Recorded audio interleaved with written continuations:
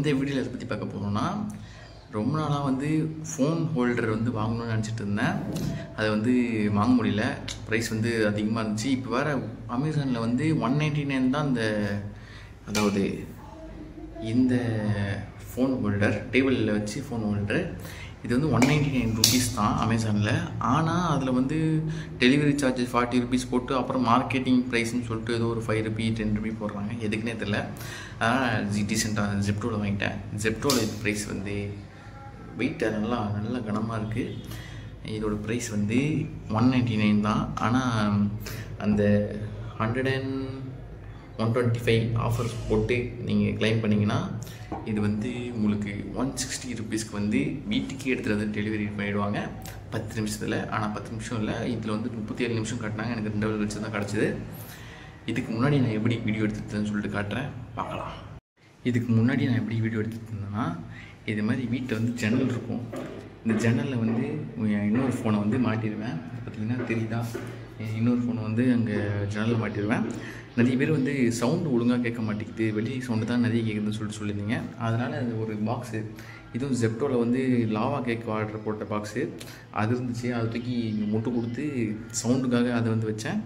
கொஞ்சம் சவுண்டு ஃபஸ்ட்டை விட இப்போ பெட்டராக கேட்கும். அது மாதிரி வந்து ஃபிக்ஸ் பண்ணி லைட்டு பார்த்திங்கன்னா வெளியே சன்லைட் தான் தெரியுதா, வெளியே அந்த சன்லைட் வரும், அதில் எடுத்துப்பேன். அப்படி இல்லைன்னா ரொம்ப நைட் ஆகிடுச்சுன்னா இது மாதிரி மேலே டியூப்லைட் இருக்குது, அது டியூப்லைட் லைட்டை வச்சு மெயின்டைன் பண்ணிக்கிறேன்.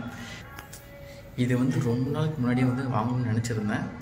ஆனால் எதுக்கு அவ்வளோ பட்ஜெட் ஸ்பெண்ட் பண்ணிக்கிட்டு அப்படின்னு சொல்லிட்டு, அதாவது இந்த 200 ரூபா ஸ்பெண்ட் பண்ணிக்கிட்டுன்னு சொல்லிட்டு வாங்காமலே இருந்தேன்.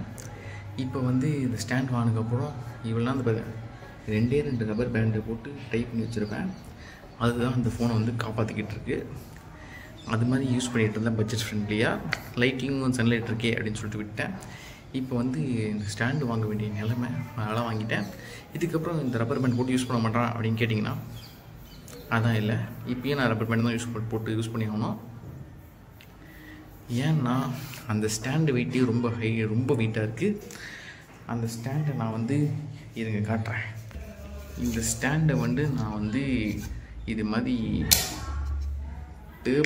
டேபிளில் தான் வந்து மாட்ட முடியும். அந்த கம்பியில் மாட்டினா பிடிங்கிட்டு விழுந்துடும் விட லூஸாக இருக்கும். அதனால் அந்த டேபிளில் மாட்ட முடியாது, கம்பியில் மாட்ட முடியாது. அதனால் நான் திருப்பியும் இது வந்து எதுக்கு யூஸ் பண்ணுறேன்னா, இப்போ ஒரு லேப்டாப் வ்ளாக் வரப்போகுது, லேப்டாப் ரிவ்யூ, அதுக்காக தான் இந்த ஸ்டாண்டு முன்கூட்டியே வாங்கி வச்சுட்டேன். ரிவ்யூவில் சந்திப்போம். வேறு எதாவது டவுட் இருந்துச்சுன்னா கமெண்ட் செக்ஷனில் கேளுங்கள்.